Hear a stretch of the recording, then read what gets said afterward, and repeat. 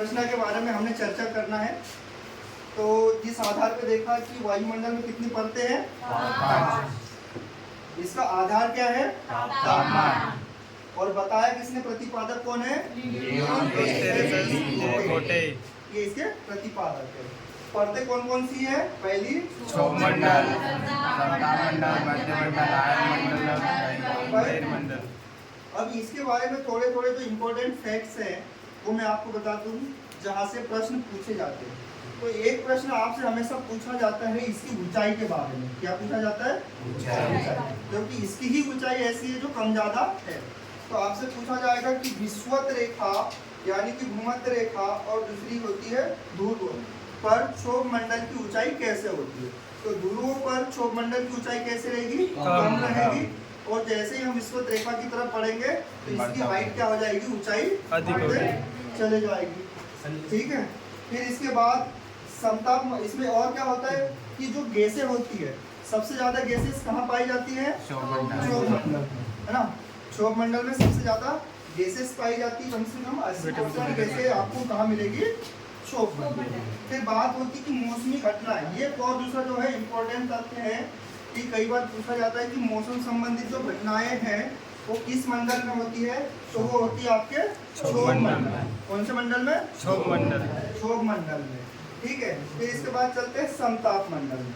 समताप मंडल में क्या होता है कि दो प्रश्न इसमें से बहुत ज्यादा इंपॉर्टेंट है। कितने प्रश्न, दो प्रश्न। पहला एक है वायुयान उड़ाने के लिए उपयुक्त दशा किस मंडल में है, तो आपके समताप मंडल में मिलेगी। और दूसरा बोलेगा ओजोन परत, कौन सी परत, ओजोन परत। ये सबसे इंपॉर्टेंट है कि ओजोन परत किस मंडल में पाई जाती है।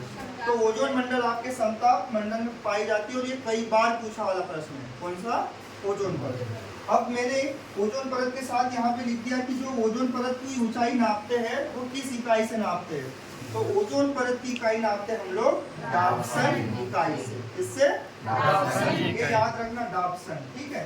मध्य मंडल में चले तो यहाँ कोई ज्यादा इंपॉर्टेंट है नहीं, नक्ति लुसेंट नामक बादल यहीं पे पाए जाएंगे। ठीक। इसके बाद हम चले इसमें आयन मंडल।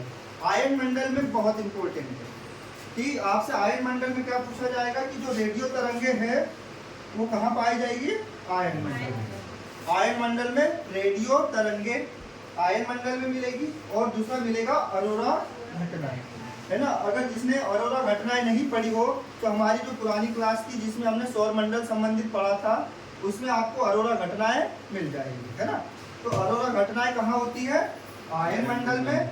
और रेडियो तरंग कहाँ होती है, आयन। बात करें फिर उसके बाद आता है बहिर्मंडल। क्या आता है, बहिर्मंडल। बहिर मतलब बाहर, यानी कि आयन मंडल जहाँ खत्म होता है फिर वहां से जो मंडल चालू होता है उसको बोलते हैं बहिर्मंडल। बहिर्मंडल में सबसे पहले क्या मिलेगा आपको, उपग्रह। जो उपग्रह छोड़े जाते हैं पृथ्वी से, संचार उपग्रह, वो कहाँ स्थित हो जाते हैं, वो स्थित हो जाते हैं बहिर्मंडल में। और बहिर्मंडल के बाद जो चालू हो जाता है या बहिर्मंडल से जो लग जाता है उसको बोलते हैं हम लोग अंतरिक्ष। ठीक है, अंतरिक्ष चालू हो जाता है। तो इस तरीके से हमने क्या देख लिया, वायुमंडल की संरचना। किसके आधार पे देखा, परतों की आधार पे।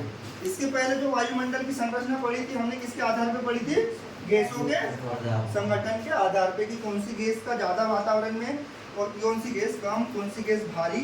तो हमने गैसों का संगठन पिछली क्लास में पढ़ा था, जिसमें परतों के आधार पे वायुमंडल का हमने क्या किया है, संरचना का अध्ययन किया।